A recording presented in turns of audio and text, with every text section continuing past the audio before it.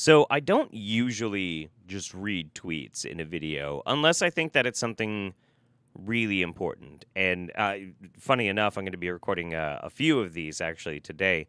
But this one I thought is very, very fascinating. And I thought that my audience would greatly appreciate this. Either if you're not on Twitter or maybe you just missed this one. This is pretty fascinating. This is from Stephen Hazan, PhD, at Cult Expert, renowned expert on cults and undue influence, mental health professional, author, and teacher specializing in recovery and strategic interventions. Now, there are a few people that I would consider like big time cult experts, and he's got to be in like the top 5. He's a very, very smart man. So I'm going to read this thread, and we can chat about it a little bit in this video, because I think it's really important to understand that there are so many more layers to the phenomenon that we are stuck with, and that for a while was quite effectively pushing us in a very bizarre direction, socially speaking. The cult of Trump is actually comprised of many other Christian cults. In this post, I will list these cults, will tell you prominent members, will tell you what they believe, and will explain how their Dominionist vision affects our political system. Long thread ahead, buckle up. First, let's define Dominionism. Dominionism is a theocratic idea that Christians are called by God to exercise dominion over every aspect of society by taking control of political and cultural institutions. Believers see the world as a constant battle between good and Satan. Just today, I was browsing Twitter, and I saw Benny Johnson, who's a right-wing propagandist, posting this video of this woman on the border who's getting arrested, and her freaking out and him being like, it's proof of demons, and like praying in his tweet. I mean, they want this kind of rhetoric to be overwhelming and widely accepted, which is fascinating because as a culture, we've moved towards more secularism for a long time. We tend to see that stuff as old-timey, anachronistic throwbacks that just don't really have any place in society these days, but they're trying to make it have a comeback, and they're succeeding in some ways. People who oppose the policies favored by these groups are thus knowingly or unknowingly doing Satan's work. Side note, anyone with passing knowledge of cults knows to be suspicious of simplistic good versus evil and black and white narratives like this, which is, you could even apply that to things like politics, the othering of a group of people. Even if you agree with them on 99% of everything, if you can other them, you can make a black and white good versus evil. And that's just like how they managed to get like this group adhesion, this glue that holds them together. I'll read all the super chats and Streamlabs after we're done recording this one, but I see you. Thank you so much. These groups sometimes have apocalyptic beliefs about end times. This fosters a fear that further renders members more loyal, dependent, and obedient to leaders that offer divine intervention. Enter Donald Trump. I would also include people who, not just about end times, but maybe warn about civil war. Of course, that's not really a specific dig on anybody. Trump is quite obviously an imperfect, seemingly unchristian figure. He's a known philanderer, a crook, and a pathological liar, but the Christian right has been able to justify their support for him by casting him as a modern-day King Cyrus. In the Bible, the pagan King Cyrus freed a population of Jews who were being held captive in Babylon and helped to build the temple in Jerusalem. Cyrus is presented as a model for an ungodly man who carries out God's purposes. I've actually even heard somebody refer to Trump as Cyrus. That was back during the 2016 election when there was quite a push to be like, why are you including him in like this Christian, evangelist sort of area of politics when he's obviously kind of a scumbag? Well, this narrative helped inoculate Trump from attacks on his character. Sarah Huckabee Sanders echoed this sentiment here. I want to hear this. This is fantastic. This stuff is so fascinating to me. It really, really is. I mean, does it kind of, in a way, blow your mind that, someone like Donald Trump, who is sitting in the Oval Office, I mean, I know you can list the accomplishments, but at the same time, just from a spiritual perspective, there are a lot of Christians that believe for such a time as this. I think God calls all of us to fill different roles at different times, and I think that he wanted Donald Trump to become president, and that's why he's there. And I think he has done a tremendous job in supporting a lot of the things that people of faith really care about. You know, and it's another thing, too. A lot of times when you have people who are hardcore trad Christian, trad Cath kind of things, one of the things they tend to screech about is, like, you know, the elites and the Democrats and all that are all part of some, like, pedophilic satanic fucking cult. And if you point out that Trump was friends with Epstein, I mean, they've got a... I imagine they must have, like, a whole fucking flowchart of, like, how to respond to that. And it's all cope. It's all fucking copium. So let's talk about the Christian cults that make up the cult of Trump. This is where it gets really fucking weird. The Family, also known as a fellowship, is a quasi-Christian organization that connects influential people in D.C. and around the world. Members hold group worship, Bible studies, prayer meetings, and more. Doesn't sound like much, but the Family hosts the annual National Prayer Breakfast, which you may have heard about, which every president since Eisenhower has attended. Members of Congress, lobbyists, foreign dignitaries, even Russian spies attend. Political figures network and communicate mutual interests. The group was founded in 1935 by Abraham Vereide, a Norwegian-born Methodist minister. Vereide says he had a vision that God spoke to him and told him that Christians had been getting it wrong for 2,000 years by focusing on the poor and the weak. They saw Jesus as a strong man. Fascinating. You know, the whole line, the whole marketing line, you know, the meek shall inherit the earth, and to take care of thy neighbor and to lift up those who are impoverished. It was a typo, okay? It was a typo. In the you know, come on. Vereide said that godless communists wanted to take over the world, so he created prayer groups of leaders that can help bring his vision of Christianity, the one where Jesus wants people to be rich and powerful, to the world. Is this starting to sound more familiar? Young recruits live in a house where there is no swearing, no drinking, no sex, no self, ordered not to watch TV, read magazines or newspapers, told they are training him how to learn how to rule the world. Leaders promote a commitment to Jesus that they compare to the blind devotion that Hitler, Stalin, Mao Zedong, and Pol Pot demanded from their followers. Members are sworn to secrecy about their activities and leaders.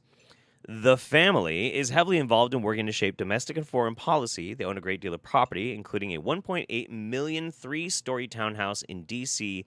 known as C Street. Maybe that sounds kind of familiar, too.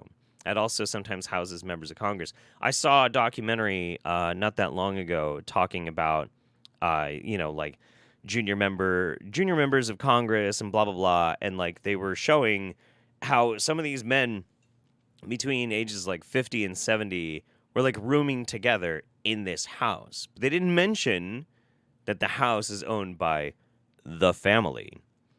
Membership is thought to include Mike Pence, Betsy DeVos, Chuck Grassley, plus many others. The Family was thought to be instrumental in shaping Trump's cabinet, which included no fewer than 9 evangelicals. To learn more about the Family, check out the work of Jeff Charlotte and his books, The Family and C Street. He helped create the series on Netflix, The Family, that I highly recommend. And I've only seen the first episode of that, but it is really, really fucking crazy. Sounds like the foundations for religious fascism? It is. It is. That's the whole point of this whole thing is like when people talk about like these secret societies and underground shit and Bohemian Grove and blah blah blah blah blah. The answer is like maybe those things exist. Yeah, sure, maybe. But like, can you prove that things on that same level that are involved in fundamentalist Christian values that have like legit their sights on political domination, like you can prove it. Like they're there. It's not a conspiracy. It's real. It's real shit. It's fucking crazy.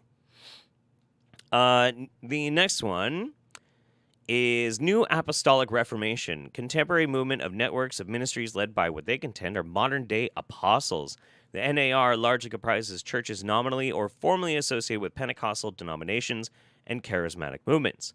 They also have roots in the shepherding discipleship cults of the 1970s and 80s.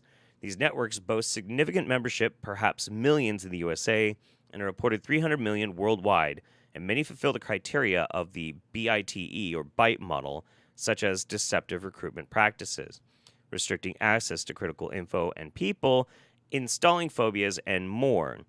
The BITE model is a tool I developed to determine if a group leader is exerting cult-like influence on someone. BITE stands for behavior control, information control, thought control, and emotional control. Stick with me. Stick with me. This is fucking crazy. This is fucking crazy. NAR followers believe that their leaders receive messages directly from God. Some NAR leaders have asserted that Trump was chosen by God. When it became clear Trump would be the GOP nominee, NAR leader Joseph Matera, whose website's tagline is "Influencing Leaders Who Influence Culture," helped organize a meeting at a New York hotel with more than 1,000 evangelical and Christian right leaders. Most of these leaders eventually pledged their unwavering support and wanted action on their agenda. Trump made good on his promises. This included appointments and signing religious freedom executive orders, which many experts like Fred Clarkson contend legalize discrimination. At the same time, Christian right leaders launched a state legislative campaign known as Project Blitz, including many from the NAR, providing GOP state legislators with a manual and model bills intended to further their goal of theocratic Christian dominion. In 2018, at least 75 bills were introduced in 20-plus states, which closely resemble those model bills. In 5 states, those bills were passed. So here's another thing that's really fucking crazy, and I have not been able to prove this yet, but I'm pretty convinced you could probably do this if you look deep enough. The overwhelming action groups that are happening these days involved in things like the anti-vax, anti-mandate, freedom, patriotism, attacking school boards, I would almost guarantee you one of these groups or a few of them are on the top level organizing and funding a lot of this shit happening. We were seeing these constant, overwhelming, perpetual fucking protests that were happening at all these different schools day after day after day after day after day, and you would see the exact same people at them. And I know this sounds like crisis actors kind of shit, but it's been proven. It's real. I can find the thread for you where every single one of these people that were detailed, and at times there would be 12 of them, 12 of the same fucking people, every single day at a different fucking school, and they all had acting profiles and were actively like seeking acting work. Now, where does the money come from all that kind of shit? Where does all this action committee stuff come from? Especially when you realize that this sort of stuff is being directed very specifically by a political party. So the third one, Opus Dei, secretive Catholic organization that operates in Washington, D.C. out of the Catholic Information Center, a building located 2 blocks from the White House. They seek out the elite and wealthy and work to place the Catholic Church to the center of society. Opus Dei demands secrecy and obedience among members who are ordered to put away their scruples to serve the group. They participate in secret initiation rites, and some even practice self-flagellation by wearing a cilice, a spiked thigh chain, to remind them of Jesus' crucifixion. Creepy. I mean, like, I kind of assume that pretty much anybody who's like a hardcore Christian fundamentalist politician probably is wearing something really fucking weird, like, I don't know, a ball cage or something underneath their clothes, you know, while they're sitting there trying to take a vote. You know, I just pretty much assume all these people are freaks. Like, you got some dude who's like anti-abortion, he's got like a giant metal rod shoved through his piss hole, you know, because that's just how he gets off throughout the day. What? Anyway, but I never really considered that they might be wearing a self-flagellation garter strap. Members are arranged in an internal hierarchy. Some members, numeraries, are to remain unmarried and celibate. Others, supernumeraries, can marry but must turn over a portion of their earnings. Numeraries live under high-demand circumstances, often cut off from family. According to the Washington Post, Opus Dei's small Washington Center has an outsized impact on policy and politics. Membership in the group is small, only 3,000 in the U.S. and 85,000 worldwide, but the group focuses on quality, not quantity. Just wait for it. For years, the center was under the direction of Reverend C. John McCloskey, later relocated for groping a young woman. He recruited then Senator Rick Santorum, Newt Gingrich, Sam Brownback, and others. On the board of the CIC is a VIP of the Federalist Society, Leonardo Leo. These are some pretty big fucking names. And the Federalist Society, if you don't know, the Federalist Society is the group that has basically been directing all of the Supreme Court nominees for a while. Like a while. And it's not hard to dig that up either. Like, this is some fucking sketchy, spooky shit. Leo and the Federalist Society have long sought a right-wing takeover of the Supreme Court. There you go. Leo helped block Obama's nomination of Merrick Garland and campaigned to put conservative justices Gorsuch, Kavanaugh, and Barrett on the bench. William Barr, along with Pat Cipollone before he was appointed to White House counsel, was one of the 8-member CIC board of directors before becoming Attorney General in 1992. Barr gave a speech calling for the imposition of God's law in America. Now, we're going to skip down a little bit because a lot of this necessarily...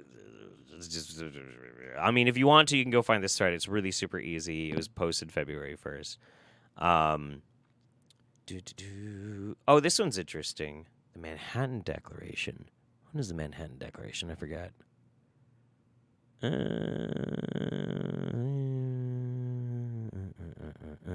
Okay. In 2009, conservative Catholics came together with Christian right Protestants to declare their shared goals. Together, they signed the Manhattan Declaration. Throughout history, Catholics and evangelicals haven't gotten along, but a year into Obama's presidency, they put differences aside to pledge mutually fight for 3 shared goals, which they said were life, marriage, and religious freedom. This manifesto was signed by 150 leaders, including 50 sitting prelates. Prelates? I don't know how to fucking pronounce that shit. Yes, hail Satan. Bishops, archbishops, and cardinals. Then we've got, oh God, the Moonies! The Moonies. The Unification Church, right-wing cult, started in 1954 by the late Sun Myung Moon, who claimed he was the Messiah. Cult is highly intertwined with the GOP, has been for decades. Moon organization comprises an extensive network of businesses and non-profits. When Moon died in 2012, the group splintered into 2 factions. One is run by his living wife. In just the last year, prominent Republicans have participated in her events, including Mike Pence, Mike Pompeo, Newt Gingrich, and Donald Trump. Dr. Hak Ja Han Moon, a tremendous person for incredible work on behalf of peace all over the world. Fantastic. The other faction is run by Moon's youngest son, Hyungjin Sean Moon. Sean is a leader of the World Peace and Unification Sanctuary, more commonly known as the Rod of Iron Ministries. He wears a crown of bullets and his church worships with AR-15s.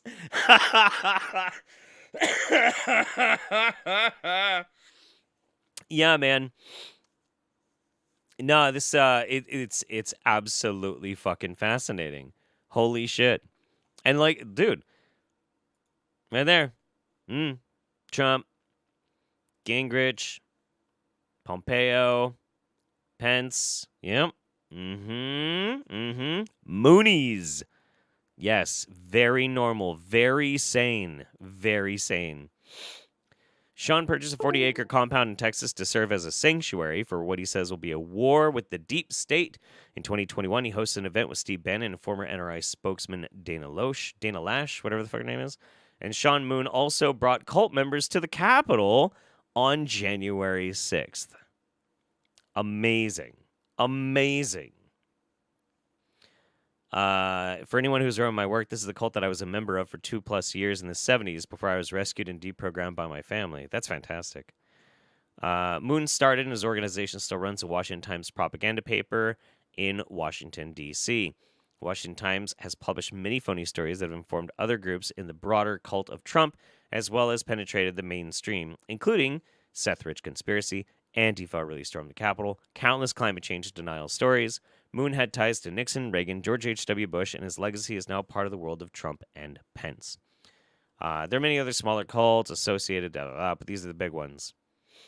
I want to close by stressing that most mainstream Christians, including 38-member denominations of the National Council of Churches, most Catholics, and many evangelicals, are not members of cults and reject theocratic strategies and ideas. But it is important to underscore that the political movement we call the cult of Trump was founded and depends in part on a variety of other cults. It is a dominant force in a major political party, and it is not to be underestimated. Thanks for reading and learning. So, what have we learned today? We have learned that the rabbit hole goes incredibly deep. And that the thing is, if you are like me and you don't like Trump, I don't think he's like the fucking Antichrist or anything like that, but I do think he was a terrible, shitty president. It's important to, like myself, understand that the problems with Trump weren't just because he was a fucking clown and a jackass. The problem is that he had an overt and explicit agenda that he was trying to push, and it was very easy for us to just get distracted by him acting like a fucking clown to not realize that there was some real shit going on, and that these people are still fucking out there, and they don't need Trump. They don't. I mean, several of them have explicitly stated that their mission goal is to craft the leaders of the future, and that they want to enact Christian Dominionism. Like, this is their intended and stated goals. So be aware that, you can if you feel like you're against Trump, define what levels that you're upset about Trump and what levels you're upset about the agenda, because I personally think that that's far more dangerous. And I really want to take some time and I want to dig in and see if there is any ties between these groups and the intended and overt anti-vax movement that's very well funded and happening these days too. I wouldn't be surprised if we find some connections. But anyway, yeah, thought that would be illuminating. I found it really fascinating. So yeah, thanks for watching.